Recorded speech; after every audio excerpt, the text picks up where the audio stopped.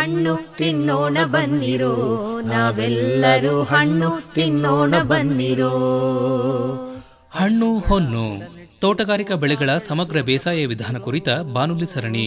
ಹಣ್ಣುಗಳ ಗಿಡ ನೆಟ್ಟು ತೋಟ ಬೆಳೆಸೋಣ ಬನ್ನಿರೋ, ನಾವೆಲ್ಲರೂ ಹಣ್ಣು.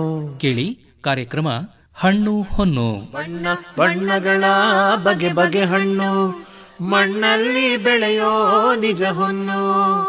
ಹಣ್ಣುಗಳ ಬೆಳೆದಾಗ ಸುಸ್ಥಿರವು ಆದಾಯ, ಸಾಲ ಶೂಲಕ್ಕೆ ಹೇಳು ನಗು ನಗು ತವಿದಾಯ.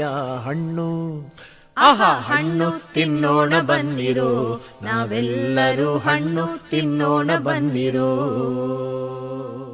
ರೈತ ಬಾಂಧವರೇ, ಇಂದಿನ ಹಣ್ಣು ಹೊನ್ನು ಬಾನುಲಿ ಸರಣಿಯಲ್ಲಿ ಹನಿ ನೀರಾವರಿ ಹಾಗೂ ರಸಾವರಿ ತಾಂತ್ರಿಕತೆಗಳನ್ನು ಕುರಿತು ಮೈಸೂರು ತಾಲೂಕು ಯಲಚನಹಳ್ಳಿಯ ತೋಟಗಾರಿಕಾ ಮಹಾವಿದ್ಯಾಲಯದ ಪ್ರಾಧ್ಯಾಪಕರು ಹಾಗೂ ಡೀನ್ ಡಾಕ್ಟರ್ ಜಿ ಜನಾರ್ದನ್ ಅವರೊಂದಿಗೆ ಸಂದರ್ಶನವಿದೆ. ಹಣ್ಣು ತಿನ್ನೋಣ ಬನ್ನಿರೋ, ನಾವೆಲ್ಲರೂ ಹಣ್ಣು ತಿನ್ನೋಣ ಬನ್ನಿರೋ.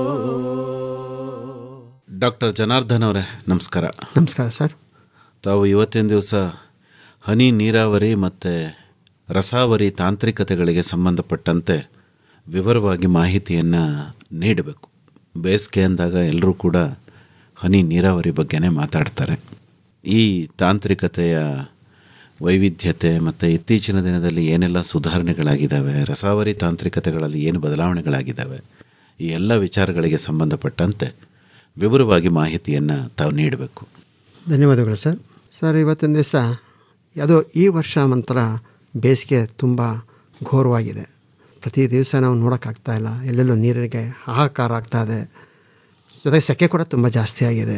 ನಮಗೆ ಗೊತ್ತಾಗ್ತಾ ಇದೆ ಈಗ ಇನ್ನು ಗಿಡಗಳು ನೀರಿಲ್ಲದೆ ಭೂಮಿಲಿ ಹೇಗೆ ಅದು ತಡ್ಕೊಳುತ್ತೆ ಅನ್ನೋದೇ ನಮ್ಗೆ ಆಶ್ಚರ್ಯ ಆಗ್ತದೆ.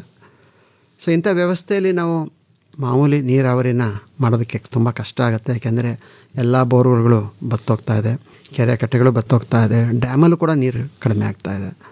ಇದು ಇರುವಂಥ ಅಲ್ಪ ಸ್ವಲ್ಪ ನೀರನ್ನು ನಾವು ಪೋಲ್ ಮಾಡ್ದೇ ಅದನ್ನು ಒಂದು ಹನಿ ನೀರಾವರಿ ಪದ್ಧತಿಯನ್ನು ಅಳವಡಿಸ್ಕೊಂಡ್ರೆ ಖಂಡಿತ ನಾವು ಇರುವ ಕಡಿಮೆ ನೀರನ್ನು ಬಳಸ್ಕೊಂಡು ನಾವು ಒಂದು ಇಳುವರಿನ ತಗೋಬೋದು ಅಂತ ಹೇಳೋಕ್ಕೆ ಇಷ್ಟಪಡ್ತೀನಿ. ಇವತ್ತಿನ ದಿವಸ ಹನಿ ನೀರಾವರಿ ಅಂದರೆ ಏನಪ್ಪ ಅದು? ಹನಿಯಾಗಿ ನೀರು ಬೀಳುತ್ತೆ. ಸೊ ಇದಕ್ಕೆ ನಾವು ಹೇಳ್ತೀವಿ. ಜೊತೆಗೆ ತುಂತುರು ನೀರಾವರಿ ಅಂತೀವಿ, ಅದನ್ನು ಸ್ಪ್ರಿಂಕ್ಲರ್ ಇರಿಗೇಷನ್ ಅಂತೀವಿ. ಅದೇ ಹನಿ ನೀರಾವರಿನ ನಾವು ಡ್ರಿಪ್ ಇರಿಗೇಷನ್ ಅಂತ ಹೇಳ್ತೀವಿ. ಇತ್ತೀಚೆಗೆ ಸಾಮಾನ್ಯವಾಗಿ ಎಲ್ಲ ರೈತರು ಇದನ್ನು ಅಳವಡಿಸ್ಕೊಳ್ತಾ ಇದ್ದಾರೆ. ಇದೇನಂತ ಅತಿಶಯೋಕ್ತಿ ಅಲ್ಲ. ಆದರೆ ಇವತ್ತಿನ ದಿವಸ ಏನು ನೀರಿನ ಅತ್ಯವಶ್ಯಕತೆ ಜಾಸ್ತಿ ಕಾಣಿಸ್ತಾ ಇದೆ, ಇತ್ತೀಚೆಗೆ ನಾವು ಇದನ್ನು ಹೆಚ್ಚೆಚ್ಚು ಉಪಯೋಗಿಸಿದ್ರೆ ಒಳ್ಳೆಯದು. ಈಗಲೂ ಕೂಡ ಕೆಲವು ಕಡೆ ಎಲ್ಲ ಕಷ್ಟಪಟ್ಟು ಮಾಮೂಲಿ ಅಂತ ನೀರು ಹಾಯಿಸೋಕ್ಕೆ ಶುರು ಮಾಡ್ತಾಯಿದ್ದಾರೆ. ಬಟ್ ಅದರ ಬದಲು ಹನಿ ನೀರಾವರಿ ಹೋದರೆ ತುಂಬ ಅನುಕೂಲ ಆಗುತ್ತೆ. ಇದರಲ್ಲಿ ನಾವು ಗಿಡಗಳಿಗೆ ಬೇರಿಗೆ ಡೈರೆಕ್ಟಾಗಿ ನಾವು ನೀರನ್ನು ಕೊಡ್ತಾಯಿದ್ದೀವಿ. ಸೊ ಡೈರೆಕ್ಟಾಗಿ ನೀರು ಕೊಡೋದ್ರಿಂದ ಆ ನೀರು ಮೇಲ್ಗಡೆಯಿಂದ ನಾವು ಮಾಮೂಲಿ ನೀರು ಹಾಯಿಸಿದ್ರೆ ಮೇಲಿಂದ ನೀರು ಹರ್ಕೊಂಡು ಹೋಗುತ್ತೆ. ನೀರು ಹರ್ಕೊಂಡು ಹೋದಾಗ ಏನಾಗುತ್ತೆ ಅಂದರೆ ಮಣ್ಣನ್ನು ಕೂಡ ಸವಕಳಿ ಆಗ್ತದೆ. ಇದ್ರ ಜೊತೆಗೆ ನೀರು ಜಾಸ್ತಿ ಹಾಕಿ ಕೊಟ್ಟಾಗ ಏನಾಗುತ್ತೆ ಅಂದರೆ ನಮ್ಮ ಏನು ಗಿಡಗಳ ಬೇರಿದೆ, ಬೇರಿಗಿಂತ ಹೆಚ್ಚು ಆಳವಾಗಿ ಹೋಗಿ ಅದು ತಳ ಸೇರಿಕೊಳ್ತಾ ಇದೆ. ಅಷ್ಟೆಲ್ಲ ಕೊಟ್ಟರು ಗಿಡಕ್ಕೆ ಸಿಗ್ತಾ ಇರೋದೇ ಸ್ವಲ್ಪ. ಅಂಥದ್ರಲ್ಲಿ ಈ ಹನಿ ನೀರಾವರಿ ಏನಾಗಿದೆ ಅಂದರೆ, ನಾವು ಹುಷಾರಿಲ್ಲದೆ ಅಂದಾಗ ಆಸ್ಪತ್ರೆಗೆ ಹೋದಾಗ ನಮ್ಗೆ ಹೆಂಗೆ ಡ್ರಿಪ್ ಕೊಡ್ತಾರೆ ಅಂತ ಹೇಳ್ತೀವಲ್ಲ, ಅದೇ ಥರ ಇದು ಕೂಡ ಡ್ರಿಪ್ಪು. ಅಂದರೆ ಇದಕ್ಕೆ ಬೇರಿಗೆ ಡೈರೆಕ್ಟಾಗಿ ನಾವು ಹನಿಯಾಗಿ ಡ್ರಾಪ್ ಬೈ ಡ್ರಾಪ್ ನಾವು ನೀರನ್ನು ಕೊಡ್ತೀವಿ. ಹಾಗಾಗಿ ಮಣ್ಣಿನ ಸವಕಳಿ ಆಗಲ್ಲ, ನೀರು ಹೆಚ್ಚಾಗಿ ಆವಿಯಾಗೋದಿಲ್ಲ, ಮತ್ತು ಭೂಮಿಯಿಂದ ಆಳಕ್ಕೂ ಹೋಗೋದಿಲ್ಲ, ಗಿಡದ ಬೇರೆ ಹತ್ರನೇ ಇರುತ್ತೆ. ಹಾಗಾಗಿ ಗಿಡಗಳಿಗೆ ಅದು ನೀರು ಸಿಗ್ತಾನೇ ಇರುತ್ತೆ. ಖಂಡಿತವಾಗ್ಲೂ ಒಂದು ಮಣ್ಣಿನ ಮೇಲ್ಗಡೆ ನಮಗೆ ಒಣಭೂಮಿ ಕಾಣಿಸ್ಬೋದು, ಆದರೆ ಬೇರಲ್ಲಿ ತೇವಾಂಶ ಇರುತ್ತೆ, ಅದು ನಮಗೆ ಕಣ್ಣು ಕಾಣಿಸಲ್ಲ. ಸೊ ಇದರಿಂದ ಏನಾಗುತ್ತೆ ಅಂದರೆ ಬೇರು ಚೆನ್ನಾಗಿ ನೀರನ್ನ ಹೀರ್ಕೊಂಡು ಗಿಡದ ಬೆಳವಣಿಗೆ ತುಂಬ ಅನುಕೂಲ ಆಗುತ್ತೆ. ಸೊ ಇದರಿಂದ ನಾವು ನೀರನ್ನು ಉಳಿತಾಯ ಖಂಡಿತ ಮಾಡಬಹುದು. ಖಂಡಿತ ಈ ರೀತಿ ಉಳಿತಾಯ ಮಾಡೋದ್ರಿಂದ ನಾವು ಹೆಚ್ಚು ಪ್ರದೇಶವನ್ನು ಈ ನೀರಾವರಿ ವ್ಯಾಪ್ತಿಗೆ ತರೋದಕ್ಕೆ ಅನುಕೂಲ ಆಗುತ್ತೆ. ಈ ಹನಿ ನೀರಾವರಿನಲ್ಲಿ ಈಗಾಗಲೇ ಅದರಲ್ಲಿ ಸಾಕಷ್ಟು ಇಲಾಖೆಗಳು ಅದಕ್ಕೆ ಸಬ್ಸಿಡಿ ಕೊಟ್ಟು ರೈತರನ್ನು ಉತ್ತೇಜನ ಮಾಡ್ತಾ ಇದೆ. ಸೊ ಇದರಲ್ಲಿ ಮೊದಲನೇದಾಗಿ ಫಿಲ್ಟ್ರ್ಗಳು ಇಂಪಾರ್ಟೆಂಟು. ಯಾಕೆಂದರೆ ನಾವು ಬೋರ್ವೆಲ್ ನೀರು ಉಪಯೋಗಿಸ್ತೀವೋ ಅಥವಾ ಬೇರೆ ನೀರು ಉಪಯೋಗಿಸ್ತೀವೋ ಅದರಲ್ಲಿ ಯಾವುದೇ ಒಂದು ಕಲ್ಮಶ ಇರಬಾರ್ದು. ಯಾಕೆಂದರೆ ಹನಿ ನೀರಾವರಿ ಅಂದರೆ ಅದರಲ್ಲಿ ಸಣ್ಣ ಪೈಪ್ಗಳಿರ್ತದೆ, ರಂಧ್ರ ಇರ್ತದೆ, ಅದರಲ್ಲಿ ಹೋಗಿ ಅದು ಬ್ಲಾಕ್ ಆಗುತ್ತೆ. ಬ್ಲಾಕ್ ಆದರೆ ಅಂತಂದರೆ ನೀರು ಮುಂದಕ್ಕೆ ಹರ್ಕೊಂಡು ಹೋಗಲ್ಲ. ಸೊ ಹಾಗಾಗ್ಬಿಟ್ಟು ಅದನ್ನು ಫಿಲ್ಟ್ರ್ ಮಾಡಬೇಕಾಗತ್ತೆ. ಆ ಫಿಲ್ಟ್ರ್ಗಳು ಕೂಡ ಸಾಕಷ್ಟು ಬೇರೆ ಬೇರೆ ಥರ ಇದೆ. ಮೊದಲನೇದಾಗಿ ಮರಳಿಂದ ಮಿಶ್ರಿತವಾದ ಒಂದು ಫಿಲ್ಟ್ರ್, ಅದು ತುಂಬ ಕಾಮನ್ನು. ಸೊ ಅದು ತುಂಬ ಚೆನ್ನಾಗಿ ವರ್ಕೌಟ್ ಆಗುತ್ತೆ. ಯಾಕೆಂದರೆ ನಾವು ಮೇಲ್ಗಡೆಯಿಂದ ನೀರು ಹಾಕಿದಾಗ ಆ ಮರಳಲ್ಲಿ ನೀರು ಶೋಧಗೊಂಡು ಶುದ್ಧವಾದ ನೀರು ಪೈಪಿನ ಮುಖಾಂತರ ಗಿಡಗಳಿಗೆ ತಲುಪುತ್ತೆ. ಸ್ಯಾಂಡ್ ಫಿಲ್ಟರ್ ಅಂತಾರಲ್ಲ, ಅದೇ ಸ್ಯಾಂಡ್ ಫಿಲ್ಟರ್ ಅಂತ. ಅದೇ ಮರಳು ಮಿಶ್ರಿತ ಒಂದು ಫಿಲ್ಟರು. ಅದರಲ್ಲಿ ಮೇಲ್ಗಡೆ ಮರಳು ಇರ್ತದೆ, ಕೆಳಗಡೆ ಹೋಗ್ತಾ ಅದ್ರ ಸೈಜ್ ದಪ್ಪ ಇರ್ತದೆ. ಸೊ ಹಾಗೆ ಫಿಲ್ಟರ್ ಆಗಿ ಬರುತ್ತೆ. ಅದೇ ರೀತಿ ಹೈಡ್ರೋಸೈಕ್ಲೋನ್ ಫಿಲ್ಟರ್ ಅಂತ ಬರುತ್ತೆ. ಅದೇನೆಂದರೆ ಫೋರ್ಸಲ್ಲಿ ಅದು ಬಂದಾಗ ಆ ನೀರು ಒಂದು ರೊಟೇಷನ್ ಆಗಿ ಅದರಲ್ಲಿರೋ ಕಲ್ಮಶಾಲನ ಬಾಟಮ್ ತಂದುಬಿಟ್ಟು ತಿಳಿ ನೀರು ಹೊರಗಡೆ ಬರುತ್ತೆ. ಸೊ ಈ ರೀತಿ ನಾವು ಒಂದು ಫಿಲ್ಟ್ರ್ ಮಾಡಿ ನಾವು ಹನಿ ನೀರಾವರಿಗೆ ವ್ಯವಸ್ಥೆ ಮಾಡಬೇಕು. ಇಲ್ಲ ಅಂದರೆ ಇದು ಡ್ರಿಪ್ ಇರಿಗೇಷನ್ಸ್ ಅಥವಾ ಈ ಪೈಪ್ಗಳು, ಸಣ್ಣ ಪೈಪ್ಗಳು ಬ್ಲಾಕ್ ಆಗೋ ಚಾನ್ಸಸ್ ಜಾಸ್ತಿ ಇರ್ತವೆ. ಅದು ಬ್ಲಾಕ್ ಆದರೆ ಪ್ರಾಬ್ಲಮ್ ಏನಪ್ಪ ಅಂದರೆ, ಈ ಕೆಲವು ನಮಗೆ ನೋಡೋದಿಲ್ಲ, ನಾವು ಎಲ್ಲ ಗಿಡಗಳಿಗೂ ನೀರು ಆಯ್ತಾ ಇದೆಯೋ ಅಂತ ನೋಡೋಕ್ಕಾಗಲ್ಲ. ಸೊ ನಮಗೆ ಗೊತ್ತಿಲ್ಲದೇ ಕೆಲವು ಗಿಡಗಳಿಗೆ ನೀರೇ ಹೋಗಿರಲ್ಲ, ಯಾಕೆಂದರೆ ಬ್ಲಾಕ್ ಆಗಿದ್ದರೆ. ಕೆಲವು ಗಿಡಗಳಿಗೆ ನೀರು ಹೋಗ್ತಾ ಇರ್ತದೆ. ಆ ಕೆಲವು ಗಿಡಕ್ಕೆ ಹೋಗ್ದೇನೆದಾಗ ಇನ್ನೊಂದು ಕೆಲವು ಗಿಡಗಳಿಗೆ ಜಾಸ್ತಿ ನೀರು ಹೋಗೋಕ್ಕೆ ಶುರು ಆಗುತ್ತೆ. ಸೊ ಅಲ್ಲೆಲ್ಲ ನೀರು ವ್ಯತ್ಯಾಸ ಆಗುತ್ತೆ, ಜೊತೆಗೆ ವೇಸ್ಟ್ ಆಗುತ್ತೆ. ಸೊ ಕೆಲವು ಗಿಡಗಳಿಗೆ ಹೋಗ್ದೇನೆದಾಗ ಏನಾಗುತ್ತೆ ಅಂದರೆ, ನಾವು ದೂರದಿಂದ ನೋಡಿದಾಗ ಗಿಡ ಒಣಗಕ್ಕೆ ಶುರು ಆಗಿರ್ತದೆ. ಯಾಕಪ್ಪ ಒಣಗ್ತದೆ, ಏನೋ ರೋಗ ಬಂದಿದೆಯಾ, ರುಜಿನ ಬಂದಿದೆಯಾ, ಅಥವಾ ಕೀಟ ಬಾಧೆ ಆಗಿದೆ ಅಂತ ನಾವು ಅನ್ಕೋತೀವಿ. ಆದರೆ ಹತ್ತಿರ ಹೋದ್ ನೋಡಿದಾಗ ಆ ಡ್ರಿಪ್ಪಲ್ಲಿ ನೀರು ಬರ್ತಾ ಇರಲ್ಲ. ಸೊ ಇದಕ್ಕೋಸ್ಕರ ನಾವು ಕರೆಕ್ಟಾಗಿ ಅದನ್ನು ಫಿಲ್ಟ್ರ್ ಮಾಡಿ ನೀರನ್ನು ಬಿಡಬೇಕಾಗತ್ತೆ. ಆಮೇಲೆ ಇದ್ರ ಜೊತೆಗೆ ಆ ಮೇನ್ ಪೈಪ್ಲೈನಲ್ಲಿ ಜೊತೆ ಸಬ್ಲೈನ್ ಪೈಪ್ಲೈನ್ ಅಂತ ಹೇಳ್ತೀವಿ, ಅದರ ಲಾಸ್ಟಲ್ಲಿ ಫ್ಲಶ್ ವಾಲ್ವ್ ಅಂತ ಕೂಡ ಇರುತ್ತೆ. ಆ ಫ್ಲಶ್ ವಾಲ್ವ್ ಕೂಡ ತುಂಬ ಇಂಪಾರ್ಟೆಂಟು. ಯಾಕೆಂದರೆ ಆಗೊಮ್ಮೆ ಈಗೊಮ್ಮೆ ಆ ಫ್ಲಶ್ ವಾಲ್ವ್ ಓಪನ್ ಮಾಡಿದ್ರೆ ಏನಾಗುತ್ತೆ ಅಂದರೆ, ನೀರು ಆ ಪೈಪಲ್ಲಿ ಅಕಸ್ಮಾತ್ ಬೇರೆ ಏನಾದರೂ ಒಂದು ಕಲ್ಮಶಗಳಿದ್ದರೆ ಅದನ್ನು ಕೂಡ ಹೊರಗಡೆ ತೆಗೆದಾಕುತ್ತೆ.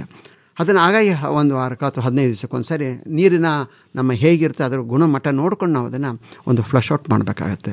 ಈಗ ನಾವು ಸ್ನಾನ ಮಾಡಬೇಕಾದ್ರೆ ಎಲ್ಲ ಸ್ನಾನದ ಒಂದು ಬಕೆಟ್ ನೀರು ಸ್ವಲ್ಪ ನೀರನ್ನ ಹೊರಗಡೆ ಹಾಕ್ತೀವಿ, ಅಂದರೆ ಫುಲ್ ಎಲ್ಲ ಕ್ಲೀನ್ ಆಗಲಿ ಅಂತ. ಅದೇ ರೀತಿ ಅದನ್ನ ಫ್ಲಶ್ ಔಟ್ ಮಾಡಬೇಕಾಗತ್ತೆ. ತದನಂತರ ಇನ್ನು ಮಾಮೂಲಿ ಎಲ್ಲ ಡ್ರಿಪ್ ಲೈನು, ಮೇನ್ ಲೈನು, ಸಬ್ ಲೈನು ಮತ್ತು ಲ್ಯಾಟ್ರಲ್ಸು, ಅದರಿಂದ ಡ್ರಿಪ್ಪು, ಈ ರೀತಿ ಎಲ್ಲ ಹಾಕ್ಕೊಂಡು ಹೋಗ್ತೀವಿ. ಗಿಡಗಳಿಗೆ ಅವಶ್ಯಕತೆ ತಕ್ಕದಂಗೆ ನಾವು ಆ ಡ್ರಿಪ್ಗಳನ್ನ ಹಾಕ್ತಾ ಹೋಗ್ತೀವಿ. ಅದರಲ್ಲಿ ಏನಾಗುತ್ತೆ ಅಂದರೆ, ಒಂದು ಡ್ರಿಪ್ಪನ್ನು ತಗೊಂಡಾಗ ನಾವು ಎಮಿಟರ್ ಅಂತ ಹೇಳ್ತೀವಿ, ಅದನ್ನು ತಗೊಂಡಾಗ ಅದರಲ್ಲಿ ಕ್ಯಾಪ್ ಮುಚ್ಚಳ ಬಿಚ್ಚಿ ನೋಡಿದ್ರೆ ಅದರಲ್ಲಿ ಕೆಲವು ಸಣ್ಣ ಸಣ್ಣ ಗ್ರೂವ್ಸ್ಗಳಿರ್ತದೆ. ಅಂದರೆ ನೀರು ಸರಾಗವಾಗಿ ಹರಿಗೋದಕ್ಕೆ ಅವಕಾಶ ಇರಲ್ಲ. ಸೊ ಅಲ್ಲೆಲ್ಲೋ ಒಂದೇ ಒಂದು ಕಡೆ ಒಂದು ತೂತು ಇರ್ತದೆ, ರಂಧ್ರ ಇರ್ತದೆ. ಆ ರಂಧ್ರದಿಂದ ನೀರು ಹೊರಗಡೆ ಬರುತ್ತೆ. ಇದು ಯಾಕಪ್ಪ ಮಾಡಿದ್ದಾರೆ ಅಂದರೆ, ನೀರು ಅಷ್ಟು ಫೋರ್ಸಾಗಿ ಬಂದದ್ದು ಎಲ್ಲಿ ನಮ್ಮ ಬೋರ್ವೆಲ್ಲಿಂದ ಏನು ಫೋರ್ಸಾಗಿ ಬಂತು, ಬಟ್ ಗಿಡದ ಹತ್ರ ಬರೋಷ್ಟಕ್ಕೆ ಹನಿ ಹನಿಯಾಗಿ ಬರಬೇಕಾದ್ರೆ ಅದಕ್ಕೆ ಸಾಕಷ್ಟು ದೊಡ್ಡ ಪೈಪಿಂದ ಸಣ್ಣ ಪೈಪು, ಸಣ್ಣ ಪೈಪಿಂದ ಅತಿ ಸಣ್ಣ ಪೈಪಲ್ಲಿ ಬಂದು ಈ ಡ್ರಿಪ್ಪರ್ ಒಳಗಡೆಯಿಂದ ಓಡಾಡ್ಕೊಂಡು ಬಂದಾಗ ಇದೊಂಥರ ನಾವು ಧರ್ಮಸ್ಥಳಕ್ಕೆ ಹೋಗ್ಬೇಕಾದ್ರೆ ಚಾರ್ಮಿಡಿ ಘಾಟ್ ಆಗಿರುತ್ತೆ. ಚಾರ್ಮಿಡಿ ಘಾಟ್ಗೆ ಹೋಗ್ಬೇಕಾದ್ರೆ ಹೇಗೆ ನಾವು ಸ್ಲೋಗೆ ಹೋಗ್ತೀವಿ, ಅದೇ ರೀತಿ ಇದು ಅಲ್ಲಿ ಸ್ಲೋ ಆಗಿ ಬಂದು ಕೊನೆಗೆ ಹನಿ ಹನಿಯಾಗಿ ಹೊರಡೆ ಬರುತ್ತೆ.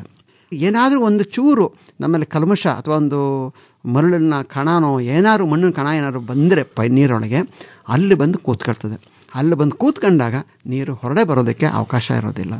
ಮೊದಲೇ ನಾನು ಹೇಳಿದಾಗೆ ಅದನ್ನು ಫಿಲ್ಟ್ರಾಗಿ ಚೆನ್ನಾಗಿ ಫಿಲ್ಟ್ರ್ ಮಾಡಬೇಕಾಗತ್ತೆ. ಆಮೇಲೆ ನೀರು ತೊಟ್ಟಿಕ್ಕುತ್ತೆ. ಒಂದೊಂದು ಡ್ರಿಪ್ಗಳಿಗೂ ಒಂದೊಂದು ಅವರು ಕಂಪ್ನಿಯವರೇ ಮ್ಯಾನುಫ್ಯಾಕ್ಚರ್ ಮಾಡಿರ್ತಾರೆ. ಹೇಗೆ ಅಂದರೆ 2 LPH ಅಂತ ಹೇಳ್ತಾರೆ. ಅಂದರೆ 1 ಗಂಟೆಗೆ 2 ಲೀಟರ್ ನೀರು ಬರುತ್ತೆ. ಅದೇ ರೀತಿ 2 LHP, LPH, 2, 4, 6, 8 ಈ ರೀತಿ ವಿಧವಾದ ಒಂದು ಡ್ರಿಪ್ಗಳನ್ನ ತಯಾರಿಸಿರ್ತಾರೆ. ನಮ್ಮ ಬೆಳೆಗಳಿಗೆ ತಕ್ಕನಾಗಿ ನಾವು ಆ ಡ್ರಿಪ್ಗಳನ್ನ ಹಾಕ್ತೀವಿ. ಕೆಲವು ಸಾರಿ ಒಂದೇ ಡ್ರಿಪ್ ಸಾಕಾಗ್ದೇ ಹೋದರೆ 2ರಿಂದ 4ರವರೆಗೂ ಡ್ರಿಪ್ಗಳನ್ನ ನಾವು ಅಲ್ಲಿ ಎಳಿತೀವಿ. ಅಂದರೆ ಲ್ಯಾಟ್ರಲ್ಸ್ಗಳಿಂದ ಎಳ್ಕೊಂಡು ಅದಕ್ಕೆ ಹಾಕ್ತೀವಿ. ಸೊ ಇದರಿಂದ ಏನಂತಂದರೆ, ಆ ಗಿಡಗಳಿಗೆ ಎಷ್ಟು ನೀರು ಬೇಕು, ಒಂದು ಪ್ರತಿ ದಿವಸಕ್ಕೆ 10 ಲೀಟ್ರ್ ಬೇಕಾ, 12 ಲೀಟ್ರ್ ಬೇಕಾ, ಆ ರೀತಿ ಇದ್ರ ಮೇಲೆ ನಾವು ಡ್ರಿಪ್ಗಳನ್ನ ನಾವು ಹಾಕ್ಕೊಂಡು ನೀರನ್ನ ಸಪ್ಲೈ ಮಾಡ್ತೀವಿ.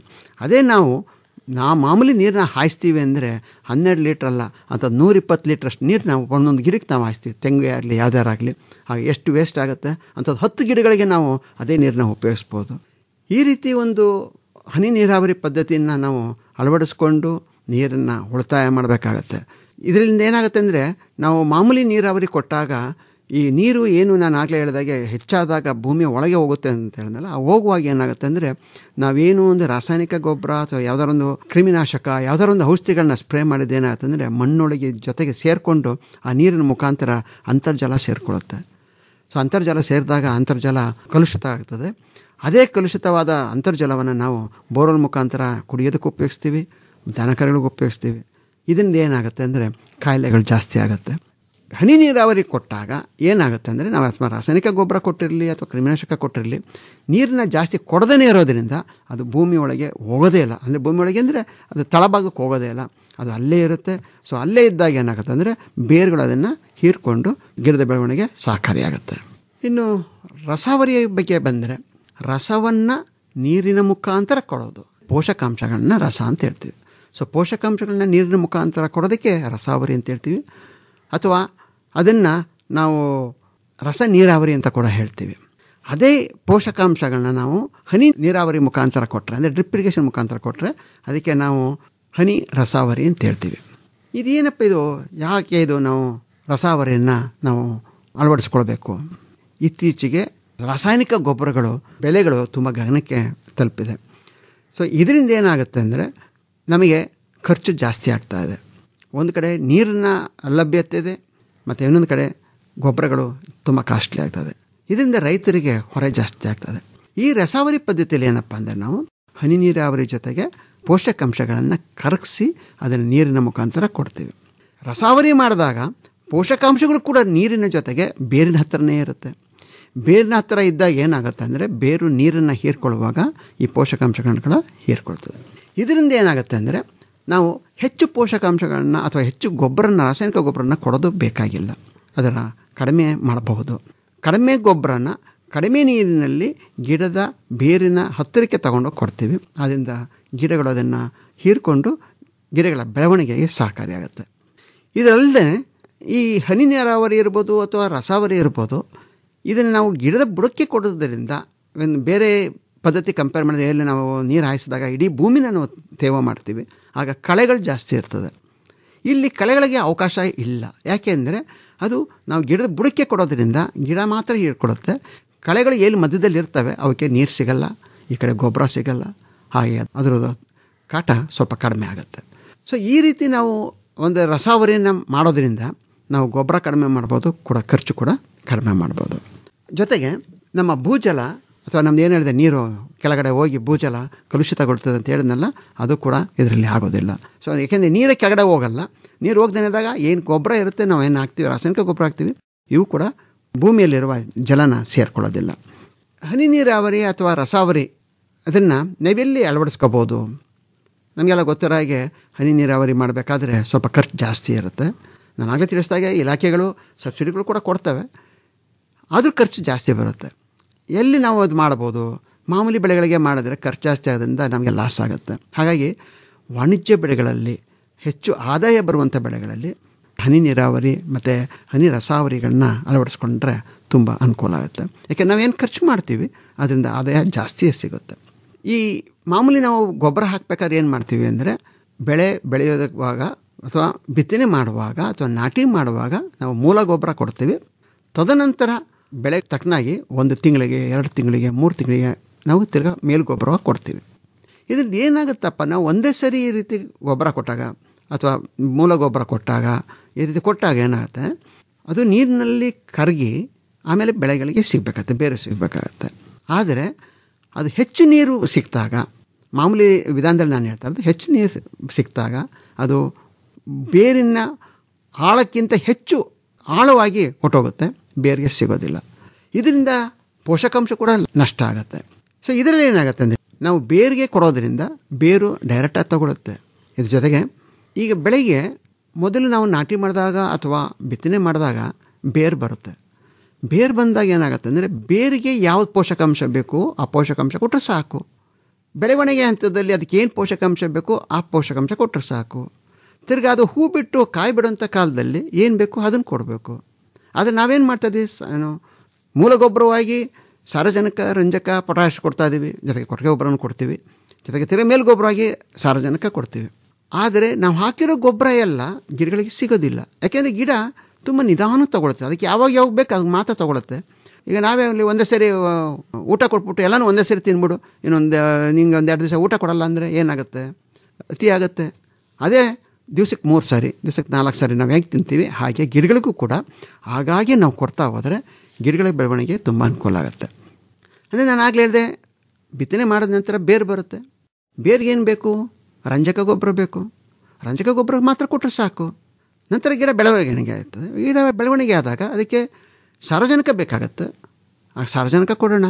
ಹೂವು ಮತ್ತು ಕಾಯಿ ಬಿಡುವಂಥ ಕಾಲದಲ್ಲಿ ನಮಗೆ ಅದಕ್ಕೆ ಪೊಟ್ಯಾಷಿಯಮ್ ಅವಶ್ಯಕತೆ ಇರ್ತದೆ. ಪೊಟ್ಯಾಷ್ ಅದನ್ನು ಕೊಡ್ಬೋದು.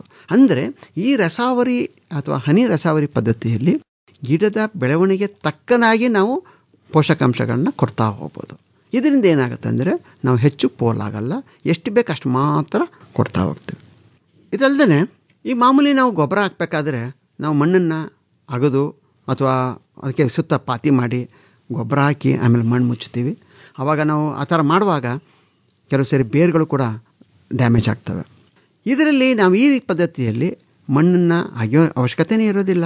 ಆಮೇಲೆ ಕೂಲಿ ಆಳುಗಳು ಕೂಡ ಕಡಿಮೆ ಆಗುತ್ತೆ. ಸೊ ಈ ಪದ್ಧತಿ ಮುಖಾಂತರ ನಾವು ಕೂಲಿ ಆಳುಗಳನ್ನ ಉಳಿತಾಯ ಮಾಡ್ಬೋದು. ಇನ್ನು ಈ ರಸಾವರಿ ಪದ್ಧತಿಯಲ್ಲಿ ಯಾವ ಸನ್ನಿವೇಶದಲ್ಲಿ ಇದನ್ನು ನಾವು ಅಳವಡಿಸ್ಕೊಳ್ಬೋದು? ಇದರಲ್ಲಿ ನಾನು ಆಗಲೇ ಹೇಳಿದಾಗೆ ನೀರು ಮತ್ತು ರಸಗೊಬ್ಬರ ಯಾವಾಗ ಕೊರತೆ ಇರುತ್ತೆ ಅಥವಾ ಬೆಲೆ ಜಾಸ್ತಿ ಇರುತ್ತೆ ಅಂಥ ಸಂದರ್ಭದಲ್ಲಿ ನಾವು ಉಪಯೋಗಿಸ್ಕೋಬೋದು. ಜೊತೆಗೆ ಕೆಲವು ಸಾರಿ ಈ ಮರಳು ಮಿಶ್ರಿತ ಮಣ್ಣಲ್ಲಿ ಮಾಮೂಲಿ ನೀರನ್ನು ಹಾಯಿಸ್ತಾ ಹೋದರೆ ನೀರು ತುಂಬ ಪೋಲಾಗುತ್ತೆ. ಜೊತೆಗೆ ಗೊಬ್ಬರ ಕೊಟ್ಟರೆ ಅದು ಪೋಲಾಗುತ್ತೆ. ಅಂಥ ಭೂಮಿಯಲ್ಲೂ ಕೂಡ ನಾವು ಹನಿ ನೀರಾವರಿಯನ್ನು ಅಳವಡಿಸ್ಕೊಂಡು ಅದಕ್ಕೆ ರಸಾವರಿಯನ್ನು ನಾವು ಅಳವಡಿಸ್ಕೊಂಡ್ರೆ ಖಂಡಿತವಾಗ್ಲೂ ನಾವು ನೀರು ಮತ್ತು ಪೋಷಕಾಂಶಗಳನ್ನು ಉಳಿತಾಯ ಮಾಡ್ಬೋದು. ಇನ್ನು ಈ ರಸಾವರಿಗೆ ಯಾವ್ಯಾವ ರೀತಿ ಗೊಬ್ಬರ ಉಪಯೋಗಿಸ್ಬೋದು? ಎಷ್ಟು ಜನಕ್ಕೆ ಹೇಳ್ತಾರೆ ನಾವು ಸಾವಯವ ಕೃಷಿ ಮಾಡ್ತೀವಿ, ಅದೇ ನಾವು ರಾಸಾಯನಿಕ ಗೊಬ್ಬರ ಉಪಯೋಗಿಸಲ್ಲ, ಸೊ ನಮಗೆ ರಸಾವರಿ ಬೇಕಾಗಿಲ್ಲ ಅಂತ ಹೇಳ್ತಾರೆ. ಅದರಲ್ಲಿ ನಾವು ಹೇಳ್ತಾ ಇರೋದನ್ನು ನೀರಿನ ಜೊತೆಗೆ ಪೋಷಕಾಂಶಗಳನ್ನು ಕೊಳಿಸೋದಕ್ಕೆ ನಾವು ಅದನ್ನು ರಸಾವರಿ ಅಥವಾ ಹನಿ ರಸಾವರಿ ಅಂತ ಹೇಳ್ತೀವಿ. ಅದರಲ್ಲಿ ನಾವು ಎರೆಜಲ ಕೂಡ ಕಳಿಸ್ಬೋದು. ನಾವು ಏನೇನು ಮಾಡ್ತೀವಿ ಎಲ್ಲದನ್ನೂ ಕೂಡ ಕಳಿಸ್ಬೋದು. ಯಾಕೆಂದರೆ ಅದೆಲ್ಲ ಪೋಷಕಾಂಶಗಳು ಅಷ್ಟೇ. ನಾವು ರಾಸಾಯನಿಕ ಗೊಬ್ಬರ ಆದಲ್ಲಿ ರಾಸಾಯನಿಕ ಇರ್ತದೆ, ಸಾವಯವದಲ್ಲಿ ಸಾವಯವ ಅಂಶ ಇರುತ್ತೆ. ಆದರೆ ಯಾವುದೇ ಒಂದು ನಾವು ಸಾವಯವ ಗೊಬ್ಬರ ಕಳಿಸೋದಾಗಲಿ ಅಥವಾ ರಾಸಾಯನಿಕ ಗೊಬ್ಬರ ಕಳಿಸೋದಾಗಲಿ ಈ ನಾನು ಆಗಲೇ ಹೇಳಿದಾಗೆ ಏನು ಒಂದು ಫಿಲ್ಟ್ರ್ ಮಾಡಬೇಕು, ಅದು ತುಂಬ ತುಂಬ ಅತ್ಯವಶ್ಯಕ. ಯಾಕೆಂದರೆ ಮೊದಲು ಬರೀ ನೀರನ್ನು ಫಿಲ್ಟ್ರ್ ಮಾಡೋದಕ್ಕೆ ನಾನು ಹನಿ ನೀರಾವರಿ ಬಗ್ಗೆ ಹೇಳಿದೆ. ಈಗ ಹನಿ ರಸಾವರಿಯಲ್ಲಿ ನಾವು ಸಾವಯವ ಗೊಬ್ಬರ ಇರಲಿ ರಾಸಾಯನಿಕ ಗೊಬ್ಬರ ಇರಲಿ ಅದನ್ನು ಕೂಡ ನಾವು ತುಂಬ ಅಚ್ಚುಕಟ್ಟಾಗಿ ಫಿಲ್ಟ್ರ್ ಮಾಡಬೇಕು. ಇಲ್ಲ ಅಂದರೆ ಅಲ್ಲಿ ಡ್ರಿಪ್ ಇರಿಗೇಷನಲ್ಲಿ ಅಥವಾ ಕೊಳವೆಗಳಲ್ಲಿ ಬ್ಲಾಕ್ ಆಗ್ತವೆ. ಇನ್ನು ಈ ಬೆಳೆಗಳಿಗೆ ಹನಿ ರಸಾವರಿ ಪದ್ಧತಿ ಮಾಡಬೇಕಾದ್ರೆ ಯಾವ್ಯಾವ ಥರ ಗೊಬ್ಬರಗಳನ್ನ ತಗೋಬೋದು? ರಾಸಾಯನಿಕ ಗೊಬ್ಬರ ಹೇಳಬೇಕಾದ್ರೆ ಯಾವುದೇ ಒಂದು ರಾಸಾಯನಿಕ ಗೊಬ್ಬರ ನಾವು ತಗೊಂಡ್ರೆ ನಾವು ನೀರಿನ ಮುಖಾಂತರ ಕಳಿಸೋದ್ರಿಂದ ಅದು ಸಂಪೂರ್ಣವಾಗಿ ಕರಗಬೇಕು. ಅದು ಕರಗದೇ ಹೋದರೆ ಬ್ಲಾಕ್ ಆಗ್ತದೆ, ನೀರು ಸರಾಗವಾಗಿ ಹೋಗೋದಿಲ್ಲ. ಸೊ ಸಂಪೂರ್ಣವಾಗಿ ಕರಗಬೇಕು. ಅದು ತುಂಬ ತುಂಬ ಅತ್ಯವಶ್ಯಕವಾದ ಒಂದು ಮಾಹಿತಿ. ಇದ್ರ ಜೊತೆಗೆ ಯಾವುದೇ ಒಂದು ನಾವು ರಸಗೊಬ್ಬರ ಉಪಯೋಗಿಸಿದಾಗ ಅದು ನೀರಿನಲ್ಲಿ ಕ್ಯಾಲ್ಶಿಯಂ ಮತ್ತು ಮೆಗ್ನೀಷಿಯಂ ಲವಣಗಳಿರ್ತದೆ. ಈ ಕ್ಯಾಲ್ಶಿಯಂ ಮತ್ತು ಮೆಗ್ನೀಷಿಯಂ ಲವಣಗಳ ಜೊತೆ ಬೇರೆ ಏನು ರಾಸಾಯನಿಕ ಪದಾರ್ಥಗಳು ಸೇರಿದ್ರೆ ಅದರಿಂದ ಸಾಲ್ಟ್ಸ್ ಅಂದರೆ ಉಪ್ಪಿನ ಅಂಶ ಜಾಸ್ತಿ ಆಗುತ್ತೆ.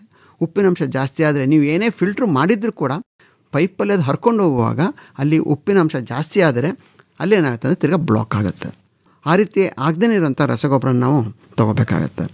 ನಿಮಗೆ ಗೊತ್ತಿರ್ಬೋದು ಈಗಾಗಲೇ ಈ ನಾವು ರಸಸಾರ ಅಂತ ಒಂದು ಹೇಳ್ತೀವಿ. ರಸಸಾರ ಅಂದರೆ pH. ಮಣ್ಣಿನಲ್ಲಿ ರಸಸಾರ 6.5 7 ಇರಬೇಕು ಅಂತ ಹೇಳ್ತೀವಿ. ಹಾಗೆ ನೀರಲ್ಲೂ ಕೂಡ ಎರಡೂ ಕರೆಕ್ಟಾಗಿರುತ್ತೆ. ಆದರೆ ನಾವು ಉಪಯೋಗಿಸುವಂಥ ಈ ರಾಸಾಯನಿಕ ಗೊಬ್ಬರದಿಂದ ನೀರಲ್ಲಿ ಮಿಶ್ರಿತ ಆದಮೇಲೆ ರಸಸಾರ ಜಾಸ್ತಿ ಆದರೆ ಅಥವಾ ಕಡಿಮೆ ಆದರೆ ತಿರ್ಗಾ ಅದು ಮಣ್ಣಿಗೆ ಹೋದಾಗ ತಿರ್ಗಾ ತೊಂದರೆಗಳು ಶುರು ಆಗುತ್ತೆ. ಅಂಥ ರಸಗೊಬ್ಬರಗಳನ್ನ ನಾವು ತಗೊಳ್ಬಾರ್ದು. ಮತ್ತು ಯಾವುದೇ ಥರದ ರಾಸಾಯನಿಕ ಗೊಬ್ಬರನ ಉಪಯೋಗಿಸ್ಬೇಕಾದ್ರೆ ಅದು ಬೆಳೆಗಳಿಗೆ ಹಾನಿ ಉಂಟು ಮಾಡಬಾರ್ದು. ಮತ್ತು ಕೆಲವು ರಾಸಾಯನಿಕ ಗೊಬ್ಬರದಲ್ಲಿ ಈ ಕೆಲವು ಪೋಷಕಾಂಶಗಳು ತುಂಬ ಹಾನಿ ಉಂಟು ಮಾಡ್ತವೆ. ಉದಾಹರಣೆಗೆ ಹೇಳ್ಬೇಕಂದ್ರೆ ಕ್ಲೋರಿನ್ ಅಂತ ಹೇಳ್ತೀವಿ. ಈ ಕ್ಲೋರಿನ್ ಅನ್ನುವಂಥ ಒಂದು ರಾಸಾಯನಿಕ ಅಂಶ ಈ ತಂಬಾಕು ಇರ್ಬೋದು, ಆಲೂಗೆಡ್ಡೆ ಇರ್ಬೋದು ಅಥವಾ ಸ್ಟ್ರಾಬೆರಿ ಇರ್ಬೋದು, ಇಂಥದ್ರಲ್ಲಿ ತುಂಬ ಹಾನಿ ಮಾಡುತ್ತೆ. ಬೇರೆ ಎಲ್ಲ ಬೆಳೆಗಳಿಗೆ ನಾವು ಮ್ಯೂರೇಟ್ ಆಫ್ ಪೊಟ್ಯಾಷ್ ಉಪಯೋಗಿಸಿ ಅಂತ ಹೇಳ್ತೀವಿ, MOP ಅಂತ ಹೇಳ್ತೀವಿ. ಆದರೆ ಈ ಬೆಳೆಗಳಿಗೆ ಸಲ್ಫೇಟ್ ಆಫ್ ಪೊಟ್ಯಾಷ್ ಅಥವಾ SOP ಉಪಯೋಗಿಸಿ ಅಂತ ಹೇಳ್ತೀವಿ. ಯಾಕೆಂದರೆ ಅದರಲ್ಲಿ ಕ್ಲೋರಿನ್ ಅಂಶ ಇರೋದಿಲ್ಲ.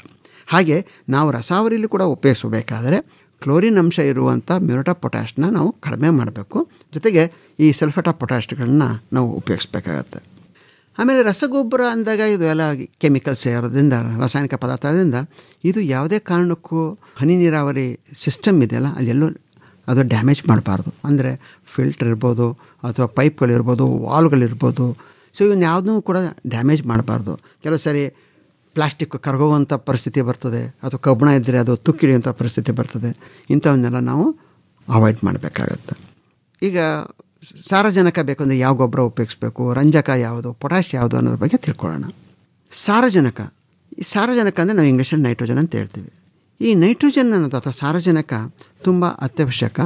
ಅದನ್ನು ನಾವು ಮಾಮೂಲಿ ಬೇಸಾಯದಲ್ಲಿ ಏನು ಮಾಡ್ತೀವಿ ಅಂದರೆ ಒಂದು ಮೂಲ ಗೊಬ್ಬರವಾಗಿ ಕೊಡ್ತೀವಿ, ಜೊತೆಗೆ ಮೇಲು ಗೊಬ್ಬರವಾಗಿ ಕೊಡ್ತೀವಿ. ಅದನ್ನೇ ಒಂದು ರಂಜಕ ಇರ್ಬೋದು, ಪೊಟ್ಯಾಶ್ ಇರ್ಬೋದು, ಅದನ್ನ ಮೂಲ ಗೊಬ್ಬರವಾಗಿ ಮಾತ್ರ ಕೊಡ್ತೀವಿ. ಯಾಕೆ ಈ ರೀತಿ ಕೊಡ್ತೀವಿ ಅಂದರೆ ಈ ಸಾರಜನಕ ಅನ್ನೋದು ಮಣ್ಣಲ್ಲಿ ಸೇರಿಕೊಂಡಾಗ, ನೀರೊಳಗೆ ಕರಗಿದಾಗ ತುಂಬ ಬೇಗ ಆವಿಯಾಗುತ್ತೆ, ಇಲ್ಲ ಅಂದರೆ ನಾಶ ಆಗುತ್ತೆ. ಅಂದರೆ ಬೇರಿಂದ ಕೆಳಗಡೆ ಹೋಗ್ಬಿಡುತ್ತೆ, ಅದು ಗಿಡಗಳಿಗೆ ಸಿಗೋದಿಲ್ಲ. ಅದಕ್ಕೆ ನಾವು ಹೈಲಿ ಮೊಬೈಲ್ ಅಂತ ಹೇಳ್ತೀವಿ. ತುಂಬ ಬೇಗ ಮೂವ್ ಆಗುತ್ತೆ, ಓಡೋಟೋಗುತ್ತೆ. ಆ ಓಡೋಟೋಗೋದನ್ನ ಹಿಡಿಯೋಕ್ಕಾಗಲ್ಲ ನಾವು. ಸೊ ಹಾಗಾಗಿ ನಾವೇನು ಮಾಡ್ತೀವಿ, ಮಾಮೂಲಿ ವಿಧಾನದಲ್ಲಿ ಮೂಲ ಗೊಬ್ಬರ ಆಗಿ 50% ಕೊಡ್ತೀವಿ, ಮೇಲು ಗೊಬ್ಬರವಾಗಿ ಕೆಲವು ಸರಿ 50 ಕೊಡ್ತೀವಿ, ಇಲ್ಲಾಂದರೆ ಕೆಲವು ಬೆಳೆಗಳಲ್ಲಿ 25 ಮತ್ತು 25 ಭಾಗ ನಾವು 100% ಕೊಡ್ತೀವಿ. ಸೊ ಈ ಸಾರಜನಕ ಗೊಬ್ಬರನ ರಸಾವರಿಲಿ ಕೂಡ ನಾವು ಉಪಯೋಗಿಸ್ಬೇಕಾಗತ್ತೆ. ಇದರಲ್ಲಿ ಯೂರಿಯಾ ಅನ್ನೋದು ತುಂಬ ಅತ್ಯವಶ್ಯಕ. ನಾವು ಮಾಮೂಲಿ ವಿಧಾನದಲ್ಲೂ ಕೂಡ ಯೂರಿಯಾ ಉಪಯೋಗಿಸ್ತೀವಿ, ಇದರಲ್ಲೂ ಕೂಡ ಯೂರಿಯಾ. ಯಾಕೆಂದರೆ ಈ ಯೂರಿಯಾ ತುಂಬ ಚೆನ್ನಾಗಿ ಕರಗುತ್ತೆ. ನಾನು ಆಗಲೇ ಹೇಳಿದಾಗೆ ಇದು ಸಂಪೂರ್ಣವಾಗಿ ನೀರಲ್ಲಿ ಕರಗುತ್ತೆ. ಸಂಪೂರ್ಣ ನೀರು ಕರಗಿದ್ರೆ ಮಾತ್ರ ಅದರಲ್ಲಿ ನಮಗೆ ತೊಂದರೆಗಳು ಕಡಿಮೆ ಇರುತ್ತೆ. ಯೂರಿಯಾ ಜೊತೆಗೆ ಅಮೋನಿಯಂ ನೈಟ್ರೇಟ್ ಇರ್ಬೋದು, ಅಮೋನಿಯಂ ಸಲ್ಫೇಟು, ಅಮೋನಿಯಂ ಫಾಸ್ಫೇಟು ಮತ್ತು ಕ್ಯಾಲ್ಶಿಯಂ ನೈಟ್ರೇಟು, ಅನೈಡ್ರಸ್ ಅಮೋನಿಯಾ, ಇಂಥವನ್ನೆಲ್ಲ ನಾವು ಉಪಯೋಗಿಸ್ಬೋದು. ಇನ್ನು ರಂಜಕ ಗೊಬ್ಬರ ಬಗ್ಗೆ ಬಂದರೆ, ಈ ರಂಜಕ ಗೊಬ್ಬರ ಈ ಸಾರಜನಕಕ್ಕಿಂತ ವ್ಯತಿರಿಕ್ತ. ಸಾರಜನಕ ನಿಲ್ಲಲ್ಲ, ಆವಿಯಾಗುತ್ತೆ, ಇಲ್ಲಾಂದರೆ ಓಡೊಟ್ಟೋಗುತ್ತೆ.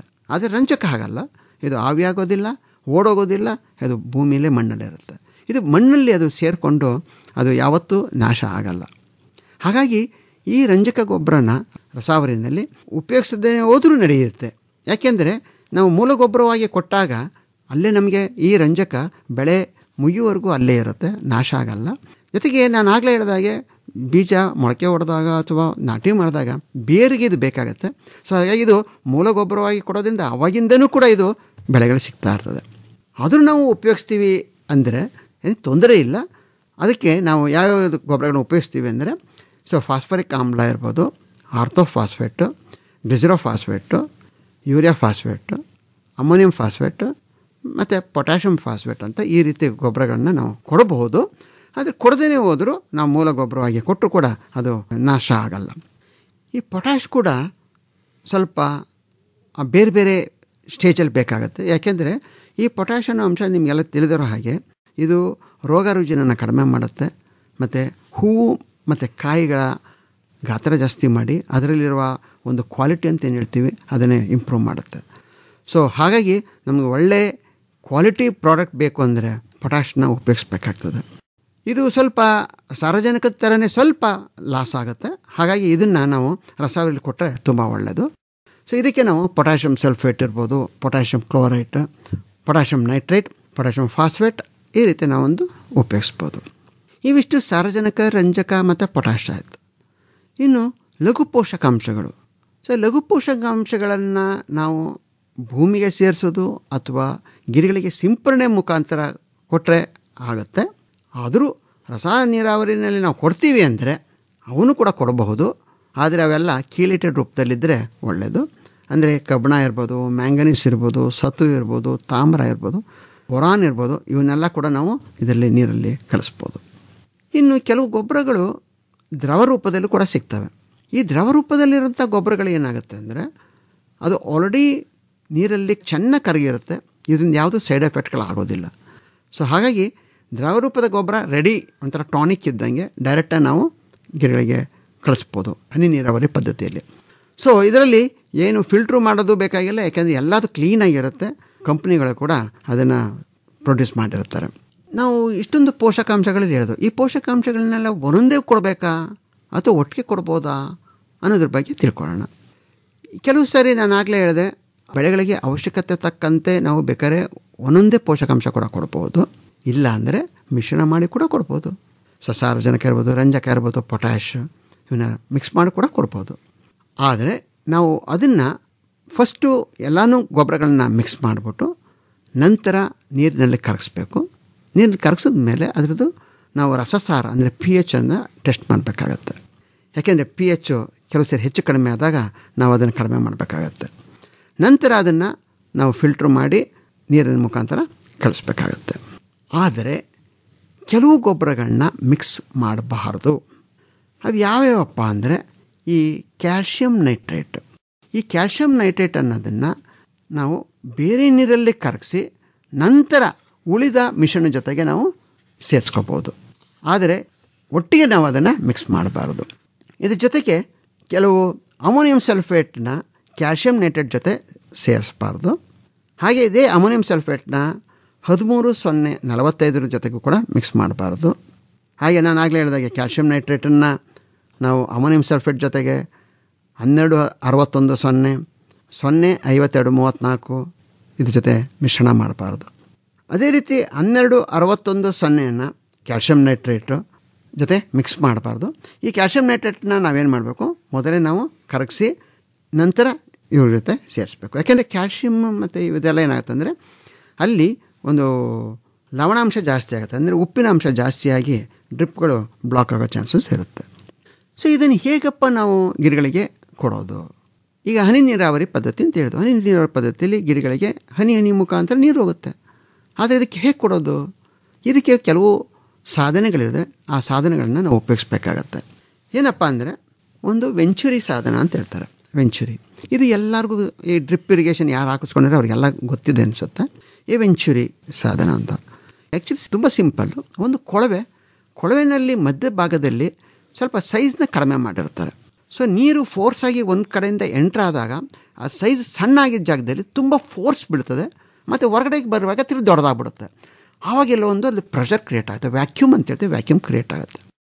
ಆ ವ್ಯಾಕ್ಯೂಮ್ ಕ್ರಿಯೇಟ್ ಆದಾಗ ಅಲ್ಲಿಂದ ಕೆಳಗಡೆಗೆ ಒಂದು ಪೈಪಲ್ಲಿ ಬಕೆಟಲ್ಲಿ ಅಥವಾ ಡ್ರಮ್ಮಲ್ಲಿ ನಾವು ಆಲ್ರೆಡಿ ನಾವು ಮಿಶ್ರಣ ಮಾಡಿದ್ದೀವಿ ರಾಸಾಯನಿಕ ಗೊಬ್ಬರಗಳನ್ನಿಟ್ಟರೆ ಅದನ್ನು ಅದು ಎಳ್ಕೊಳ್ಬಿಡುತ್ತೆ. ಎಳ್ಕೊಂಡು ನೀರಿನ ಮುಖಾಂತರ ಮೇನ್ ಪೈಪ್ಲೈನಲ್ಲಿ ಇದಕ್ಕೆ ಗಿಡಗಳಿಗೆ ಹೋಗುತ್ತೆ. ಅಂದರೆ ಈಗ ಆಲ್ರೆಡಿ ನೀರು ಹೋಗ್ತಾ ಇರುತ್ತೆ, ಹೋಗುವಾಗ ದಾರಿನಲ್ಲಿ ಇದನ್ನು ಸಕ್ ಮಾಡಿಕೊಂಡು ಜೊತೆ ಕರ್ಕೊಂಡು ಹೋಗುತ್ತೆ. ಎರಡನೇ ವಿಧಾನ ಏನಪ್ಪ ಅಂದರೆ ಬೈಪಾಸ್ ತೊಟ್ಟಿ ಅಂತ ಹೇಳ್ತೀವಿ. ಈಗ ನಾವು ಹೇಳ್ತೀವಿ ಎಲ್ಲಾದರೂ ಬೈಪಾಸ್ ಇದೆ, ಬೈಪಾಸ್ ಓಡಲ್ಲಿ ಹೋಗೋಣ ಅಂತ ಹೇಳ್ತೀವಿ. ಯಾಕೆಂದರೆ ಸಿಟಿ ಒಳಗೆ ಹೋದರೆ ನಮಗೆ ಟ್ರಾಫಿಕ್ ಜಾಸ್ತಿ ಅಂತ ಹೇಳ್ತೀವಿ. ಹಾಗೆ ಇದರಲ್ಲೂ ಕೂಡ ಬೈಪಾಸ್ ತೊಟ್ಟಿ ಅಂತ ಅಂದಿದೆ. ಈ ಬೈಪಾಸ್ ತೊಟ್ಟಿನಲ್ಲಿ ನಾವು ಈ ಮಿಶ್ರಣವನ್ನು ರೆಡಿ ಮಾಡಿಕೊಂಡು ಏನು ಪೈಪ್ಲೈನಲ್ಲಿ ಮೇನ್ ಪೈಪ್ಲೈನಲ್ಲಿ ನೀರು ಹೋಗ್ತಾ ಇರುತ್ತೆ ಅದರಿಂದ ಒಂದು ಭಾಗದಲ್ಲಿ ಒಂದು ವಾಲ್ ಕೊಟ್ಟಿರ್ತಾರೆ, ಅಲ್ಲಿಂದ ಒಂದು ಪೈಪ್ ಬಂದಿರುತ್ತೆ. ಆ ಪೈಪ್ನ ಈ ಬೈಪಾಸ್ ತೊಟ್ಟಿ ಒಳಗೆ ಬಿಟ್ಟಿರ್ತಾರೆ.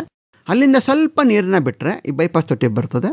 ಸೊ ಇನ್ನೊಂದು ವಾಲ್ವಿಂದ ಇನ್ನೊಂದು ಕಡೆ ಪೈಪಿಂದ ಆ ವಾಲ್ವ್ ಓಪನ್ ಮಾಡಿದ್ರೆ ಅಲ್ಲಿಂದ ಈ ನೀರು ಈ ಮಿಶ್ರಣನ ತಗೊಂಡು ತಿರ್ಗಿ ಮೇನ್ ಪೈಪ್ಲೈನ್ಗೆ ಜಾಯ್ನ್ ಆಗುತ್ತೆ. ಅಂದರೆ ಬೈಪಾಸ್ ನಾವು ಹೇಳ್ತೀವಿ, ಬೈಪಾಸಲ್ಲಿ ದೂರದಿಂದ ಹೋಗ್ಬಿಟ್ಟು ಆ ಕಡೆ ಇನ್ನೊಂದು ಕಡೆ ಜಾಯ್ನ್ ಆಗ್ತೀವಿ.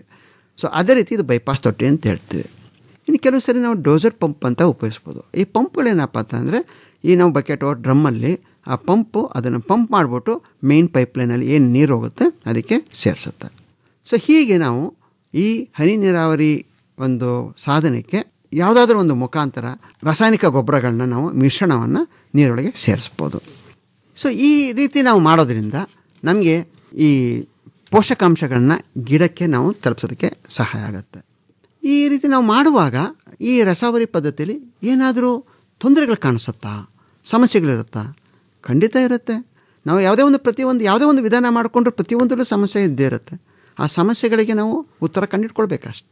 ನೀರನ್ನು ನಾವು ಯಾವಾಗಲೂ ಪೈಪಲ್ಲಿ ನಾವು ಕಳಿಸ್ತಾ ಇರ್ತೀವಿ. ಯಾವಾಗಲೂ ನೀರಿದ್ದಾಗ ಏನಾಗುತ್ತೆ ಅಂದರೆ ಈ ಬ್ಯಾಕ್ಟೀರಿಯಾ ಇರ್ಬೋದು, ಪಾಚಿ ಏನು ಫಂಗಸ್ ಅಂತ ಹೇಳ್ತೀವಿ, ಇವುಗಳದ ಬೆಳವಣಿಗೆ ಇರುತ್ತೆ ನೀರೊಳಗೆ. ಸೊ ಹಾಗಿದ್ದಾಗ ಅವು ಏನಾಗುತ್ತೆ ಅಂದರೆ ಅದು ಪಾಚಿ ಅಥವಾ ಬ್ಯಾಕ್ಟೀರಿಯಾ ನಮ್ಮ ಡ್ರಿಪ್ ಲೈನ್ನ ಬ್ಲಾಕ್ ಮಾಡುತ್ತೆ. ಸೊ ಇದನ್ನು ಹೋಗಲಾಡಿಸ್ಬೇಕು ಅಂದರೆ ನಾವು ಅದಕ್ಕೆ ಕ್ಲೋರಿನ್ ಟ್ರೀಟ್ಮೆಂಟ್ ಮಾಡ್ಬೋದು ಅಥವಾ ಸೋಡಿಯಂ ಹೈಪೋಕ್ಲೋರೈಟ್ ಯೂಸ್ ಮಾಡ್ಬೋದು. ಈ ನಮ್ಮ ಮನೆಗಳಲ್ಲಿ ನೀವು ನೋಡಿರ್ಬೋದು, ಕಾರ್ಪೊರೇಷನ್ ಅವ್ರು ನೀರು ಬರಬೇಕಾದ್ರೆ ನಮಗೆ ಅದು ನೀರಿಗೆ ಕ್ಲೋರಿನ್ ಟ್ರೀಟ್ಮೆಂಟ್ ಮಾಡಿ ನಮಗೆ ಕೊಟ್ಟಿರ್ತಾರೆ. ಯಾಕೆಂದರೆ ನೀರಿನಲ್ಲಿರುವ ಬ್ಯಾಕ್ಟೀರಿಯಾ ಇರ್ಬೋದು ಅಥವಾ ಬೇರೆ ವೈರಸ್ ಇರ್ಬೋದು ಅಥವಾ ಪಾಚಿ ಇರ್ಬೋದು, ಇದನ್ನು ನಾಶ ಮಾಡಿ ಕೊಡ್ತಾರೆ. ನಾವು ನೀರು ಕುಡಿಯುವಾಗ ಅದು ಟೇಸ್ಟ್ ಗೊತ್ತಾಗುತ್ತೆ. ಹಾಗೆ ಈ ಪೈಪ್ಲೈನ್ ಕೂಡ ನಾವು ಕ್ಲೋರಿನ್ ಇರ್ಬೋದು ಅಥವಾ ಸೋಡಿಯಂ ಹೈಪೋಕ್ಲೋರೈಡ್ನ ನಾವು ಅದರ ನೀರಿನ ಮುಖಾಂತರ ಕಳಿಸಿದ್ರೆ ಅದು ಕ್ಲೀನ್ ಮಾಡುತ್ತೆ. ಒಂದು ನಾವು ಮನಸ್ಸಲ್ಲಿ ಗಮನ ಇಟ್ಕೋಬೇಕಂದ್ರೆ ಆ ಸಮಯದಲ್ಲಿ ನಾವು ಡ್ರಿಪ್ಗಳನ್ನ ಗಿಡದಿಂದ ದೂರ ಸರಿಸಿರ್ಬೇಕಾಗತ್ತೆ. ಯಾಕೆಂದರೆ ಗಿಡಗಳಿಗೆ ಕ್ಲೋರಿನ್ ಬೇಕಾಗಿಲ್ಲ, ನಾವು ಪೈಪ್ಲೈನ್ನ ಕ್ಲೀನ್ ಮಾಡೋಕ್ಕೋ ಒಂಥರ ಉಪಯೋಗಿಸ್ತೀವಿ. ಹಾಗಾಗಿ ಅದನ್ನು ನಾವು ಗಿಡದಿಂದ ಹೊರಗಡೆ ತೆಗೆದು ಕ್ಲೀನ್ ಮಾಡಿ ನಂತರ ಇಡ್ಬೋದು. ಇನ್ನು ಕೆಲವು ಸರಿ ನಾನು ಆಗಲೇ ಹೇಳಿದೆ ಕ್ಯಾಲ್ಶಿಯಂ ಮತ್ತು ಮೆಗ್ನೀಷಿಯಮ್ ಇವೇನಾಗುತ್ತೆ ಅಂದರೆ ಉಪ್ಪು ಅಥವಾ ಲವಣಾಂಶಗಳನ್ನ ಬೇರೆ ರಾಸಾಯನಿಕ ಪದಾರ್ಥದ ಜೊತೆ ಸೇರಿ ತಯಾರಿ ಮಾಡ್ತವೆ. ಈ ಉಪ್ಪು ಮತ್ತು ಲವಣಾಂಶಗಳಿದ್ದರೆ ಅವನ್ನು ಕೂಡ ನಾವು ತೆಗಿಬೋದು. ಈಗ ನಿಮಗೆಲ್ಲ ಗೊತ್ತಿರ್ಬೋದು, ಕೆಲವು ಸಾರಿ ಮನೆಗಳಲ್ಲಿ ನಲ್ಲಿಗಳಲ್ಲಿ ನಾವು ಬೋರ್ವೆಲ್ ನೀರು ಉಪಯೋಗಿಸಿದಾಗ ಉಪ್ಪಿನಂಶ ಜಾಸ್ತಿ ಇದ್ದಾಗ ಬೋರ್ವೆಲ್ ಮೇಲೆ ಒಂಥರ ಸಾಲ್ಟ್ಗಳಿರ್ತದೆ ಅಥವಾ ಉಪ್ಪಿನಂಶ ಇರುತ್ತೆ. ಅದನ್ನು ನಾವು ಏನು ಮಾಡ್ತೀವಿ, ಕೈಯಲ್ಲಿ ಕೆರಿತೀವಿ.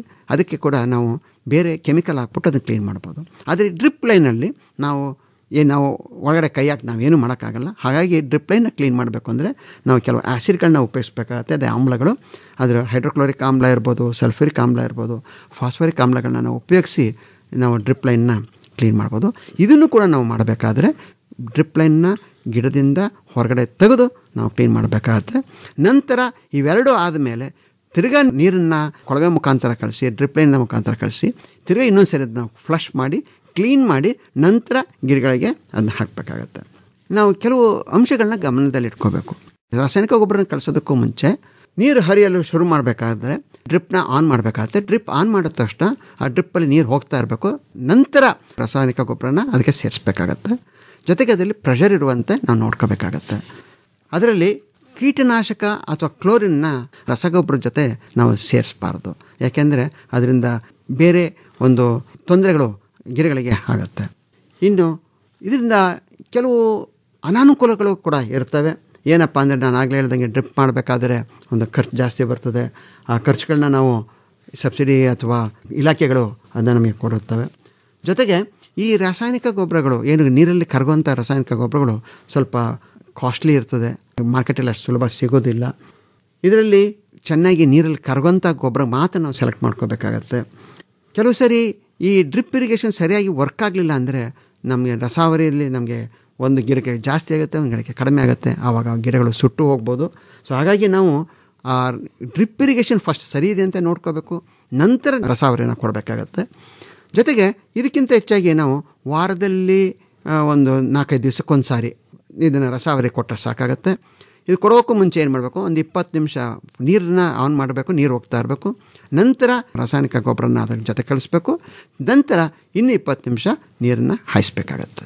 ಹೆಚ್ಚಿನ ಮಾಹಿತಿಗೆ ತಮ್ಮನ್ನೇ ನೇರವಾಗಿ ಸಂಪರ್ಕ ಮಾಡಬೇಕು ಅನ್ನೋದೇ ಆದರೆ ಸಂಪರ್ಕಕ್ಕಾಗಿ ತಮ್ಮ ಮೊಬೈಲ್ ಸಂಖ್ಯೆ ಏನು ಡಾಕ್ಟರ್ ಜನಾರ್ದನ್ ಅವರೇ, ಕನ್ನಡದಲ್ಲಿ ಹೇಳ್ಬೋದಾ? ಸರ್, ಖಂಡಿತವಾಗ್ಲೂ ಹೇಳ್ತೀವಿ.